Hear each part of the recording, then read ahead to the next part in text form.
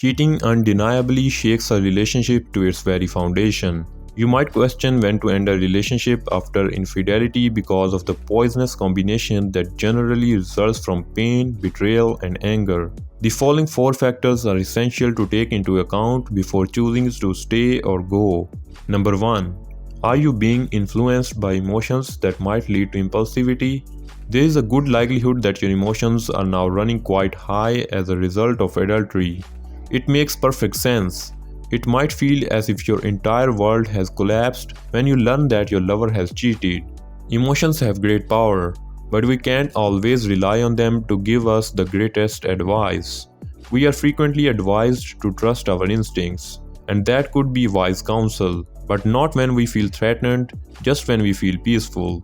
Because emotions are not a reliable guidance when they are unstable. They may influence us to make choices we may come to regret.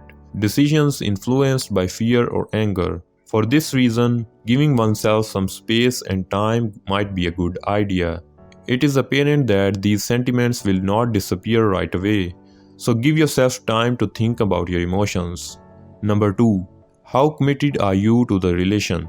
I think you could be more inclined to let go and move on if someone betrays you in the first few months of dating. But it seems logical that we feel more interested in someone the longer we have known them. You have probably invested a lot of emotional time and effort into a long-lasting committed relationship. Therefore, it does impact your decision of whether to stay or quit. Walking away becomes a more difficult procedure. You are likely to decide that you want to be certain you have done everything in your power to try and heal the relationship before ending it if you feel very deeply about it. Number 3. Do you still have anything to offer? I have previously mentioned how it is very natural for strong emotions to come to the surface after an affair. But perhaps you don't really feel that way. Instead of being enraged, depressed, or hopeless, you can actually feel completely exhausted on a mental and emotional level. Once more, it is expected. However, you can feel that you are at your limit and that everything about this scenario and relationship is ruining you. Simply put, you feel as if you simply don't have anything left to offer. It is not that your emotions are too raw. You are not just able to continue doing this. Maybe you have a gut feeling that you won't be able to move past it. Do I still have something to offer this relationship when the time is right? Is a good question to ask yourself. If your internal response is yes, you have a lot of higher probability of continuing and making the necessary adjustments. Number 4. Is the relationship fully over? Certain aspects of the infidelity may influence your judgment as to whether you believe you can go on. For example, if it was a fully fledged affair that lasted a long period or a one-time occurrence. If you have been lied for a long period, you may feel even more betrayed or damaged.